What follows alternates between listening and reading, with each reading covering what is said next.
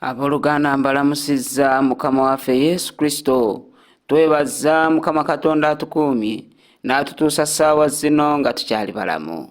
Atuzenga tuyiga omusajja omutuufu alina okweyisa atya, oba who is a gentleman. Gentleman alina kubanga akola atya. Ntulabye ekyokulabirako kyaffe eri Katonda. Katusabe. Tukwebaza ayi Kabaka w'abakabaka olw'obukuumi bwo n'ekisa kyo n'okwagala kwo by'otuwadde. Tukwebaza kuba okkiriza tujje mu maaso g'okuyiga ekigambo kyo. Tukkirize tusaasire otusonyiwe byonna kuba Yesu Kristo bwe tusabye. Amiina. Amanya n'eddoboozi ayogera nammwe yenze omubulizi w'enjiri Asiimwe Rogers. Tuzze tuyiga era tukyayiga naye tuli mu kumaliriza, naye nga tusinzidde ku MDC ku Instagram, MDC YouTube, MDC Facebook, MDC X, MDC TikTok, MDC. Then naawe bw'obanga otuwulidde osobola kuteeka amawulire ku mikutu egyo n'ogagabanako ne bano. So ow'omukwano nga tuwiga ekigambo omusajja yandyeyisiza atya, tulina ekyokulabirako nga ye Mukama Katonda. Era Katonda bwe yayogera n'agamba nti katutonde omuntu mu kifaananyi kyaffe. Ekyo bw'osoma mu kitabo kya Lubereberye essuula 24, Katonda agamba leka tukole omuntu mu kifaananyi kyaffe. Katonda ye nga Katonda, embeera ze mwagazi, Katonda wa kisa, Katonda mwetowaze. Njagala nkuwa ekizambo nti Katonda ayagala ate Katonda asonyiwa. Katonda kankulage nti Katonda ayagala. Omuntu bwe yamala okwonoona n'adduka mu maaso ga Katonda ne yeekweka. Bw'atyo Katonda yajja nga amunoonya n'agamba, Adamu oli luuyiwa. Era bwe tubisoma tubisanga mu kitabo kya Lubereberye essuula 3 olunyiriri olw'omwenda. Naye omuntu wadde yayanukola nti Mukama tutidde, tugenze kulaba nga twonoonye ne tulanga tuli bwereere, naye Katonda yasigala amunoonya. Era bw'okirira ng'osoma, Katonda bw'atyo n'akwata omuntu n'asala endiga, eddiba ly'endiga n'alyambaza omuntu, ng'akakabonero akalaga nti endiga gy'asaze ye kennyini agenda kujja atibwe akole ng'omwana gw'endiga. Okwo kwagala. Tunuulira process yatuukirira, era bw'atyo Mukama waffe Yesu Kristo n'ajja n'attibwa.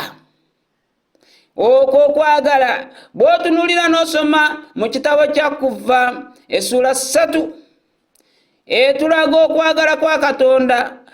Kuva essuula 3 olunyiriri bw'otandikira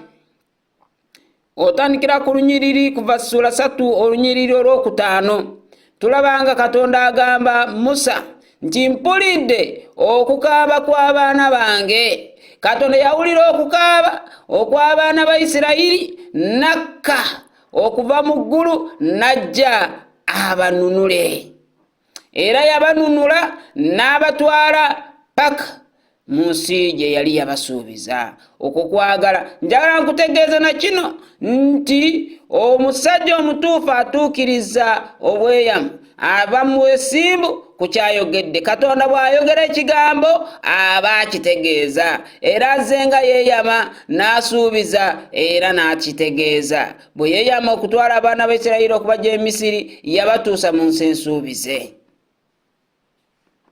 Bwe yeeyama okujja okufiirira omuntu, yajja n'afa.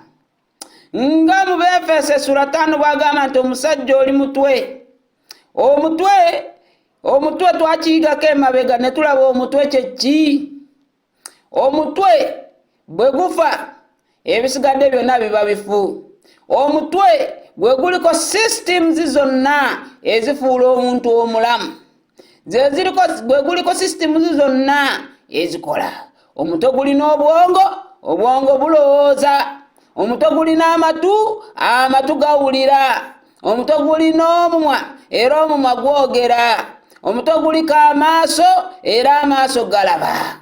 era omutwe gwe gumu gwe guliko amanyi guliko olulimi n'okulya n'okugaaya bw'olya n'oteeka mu lubuto n'obeera omulamu tolina walala wosa kuyisa emmere okujjako mu kamwa naye akamwa kali luddawa kali mu mutwe so ekitegeeza systems zonna ezifuula omuntu omulamu ziri ku mutwe kyava Kristo agamba nti abasajja muli mitwe nga Kristo bw'ali omutwe nga Kristo bw'ali omutwe ogw'ekkanisa.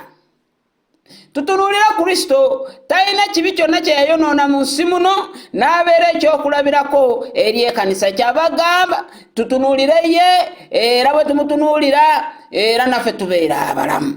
N'omukazi oba ntunula abaatunulidde gwe omutwe so ekitegeeza nti omutwe olina kuba bulamu omutwe olina kuba toliiko kamogo okulaba nga omubiri gwonna gubeera omulamu.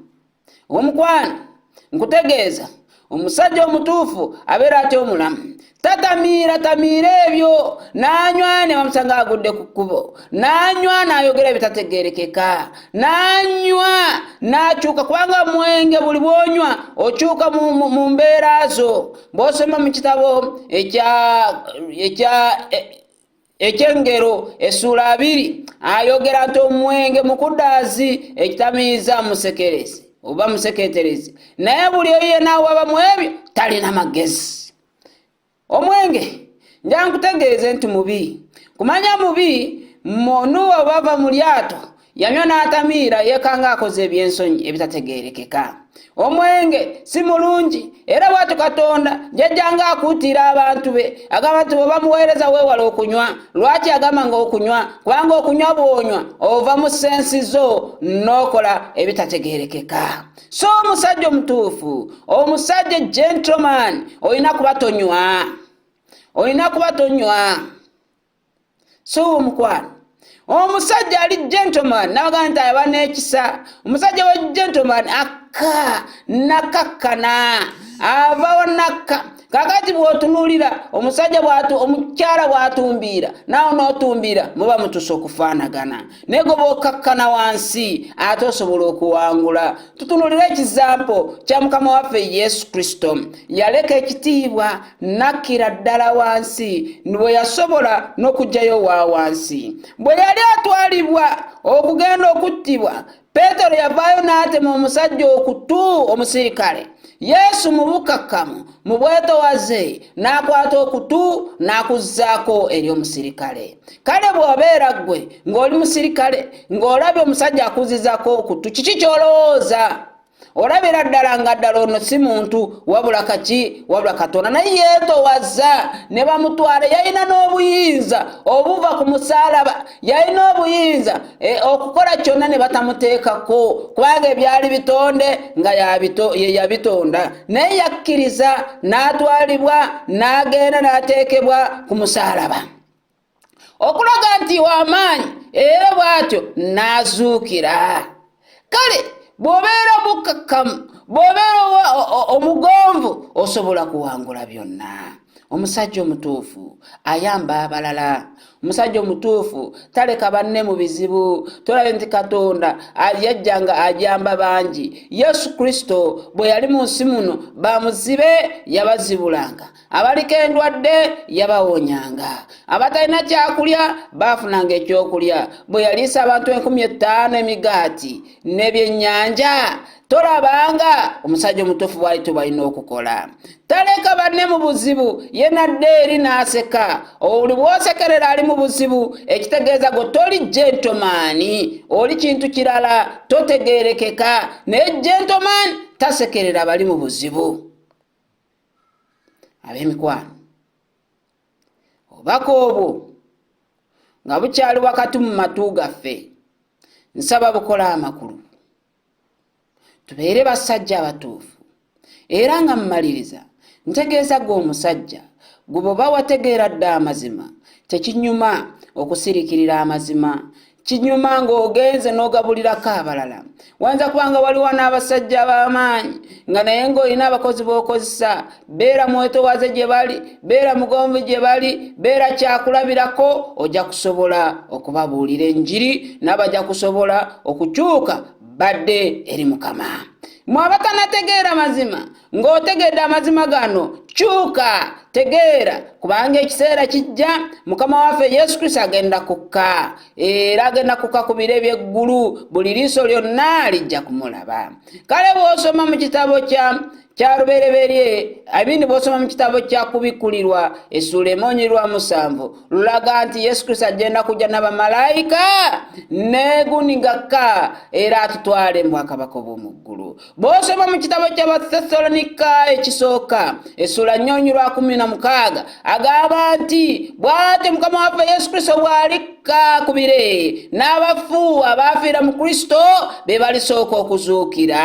Bw'ati bwe yayongera mu nnyiriri olw'okumi nti naffe abalamu tulyoke tufuusibwe. Kale ffenna twesunga eggulu, ffenna twesunga okutuuka mu bwakabaka obw'omu ggulu era wokkaawe wali emirembe. So tubulira enjiri nawe atanategeera tegeera nti mukama waffe Yesu Kristo gentleman agenda kukka ku bire by'eggulu n'abagentlemen bakke tusobole okutwalibwa mu bwakabaka obw'omu ggulu. Mukama abakuume, Mukama abeere wamu nammwe. Tuli kimu mu nsi yonna oba we are all together worldwide. Amanya n'eddoboozi asigadde yenze omubuulizi w'enjiri Asiimwe Rogers. Katusabe.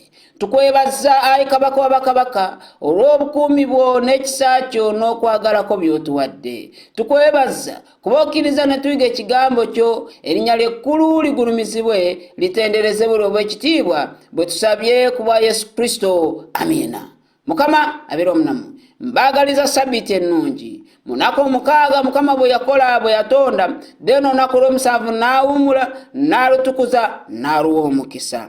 Aze ng'akyogera nti olunaku lulwe naye lwakuba abajeemu abeefuulafuula ebintu ne bawoza nti lwavaawo Katonda si mwana wa muntu nti yakyukakyuka oba yejjusa. Never. Mukama abeere wamu.